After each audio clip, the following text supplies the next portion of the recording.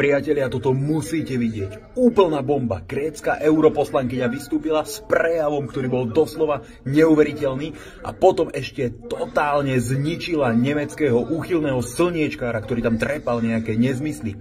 Chcem vám povedať, že v Europarlamente nie sú len Ostrihoňové a Beňové, ale aj naozaj normálne ženy, ktoré sa vedia postaviť za skutočnú Európu, za normálno, za to, s čím všetci súhlasíme. A hneď po tom prejave som jej bol poďakovať a povedať, že väčšina obyvateľov Slovenskej republiky má rovnaký názor, že jej ďakujú za jej prejav a že s ňou maximálne súhlasia. Pozerajte. Κύριε Επίτροπε, η λαθρομετανάστευση είναι μια καλά στημένη μπίζνα για να θησαυρίζουν οι ενορχιστρωτές της και να ισλαμοποιηθεί η Ευρώπη.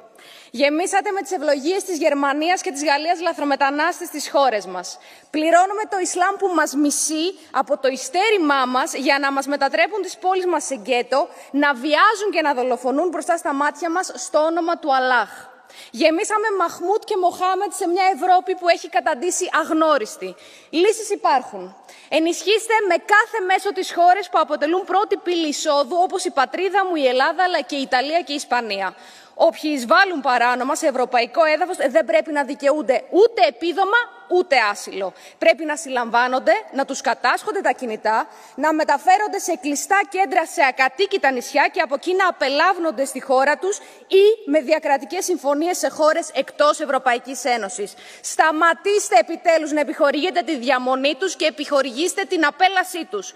Φάρος μας πρέπει να είναι οι πολιτικές Ουγγαρίας και Πολωνίας, τις οποίες αντί να υιοθετήσετε, τις πολεμάτε για να μην στεναχωρεθεί το Ισλάμ. Όποιος παραβιάζει τα σύνορα μιας χώρας είναι σαν να παραβιάζει την πόρτα του σπιτιού μας. Η λαθρομετανάστευση είναι ο καρκίνος της Ευρώπης και εσείς τον αντιμετωπίζετε με ασπιρίνες. Ξεκινήστε λοιπόν μαζικές απελάσεις χθες. Χρήματα υπάρχουν, αεροδρόμια υπάρχουν, κέντρα κράτησης υπάρχουν. Συγκεντρώστε τους σε κέντρα κράτησης και διώξτε τους πριν πεθάνει η Ευρώπη. Θέλουμε πίσω τις χώρες μας, την ταυτότητά μας και τις αξίες μας. Και αν εσείς οι δίθεν ευαίσθητοι σοσιαλιστές ψάχνετε για ρατσιστές, κοιτάξτε τους καθρέφτες σας. I'm just wondering because I'm hearing the phrase Germany a lot here.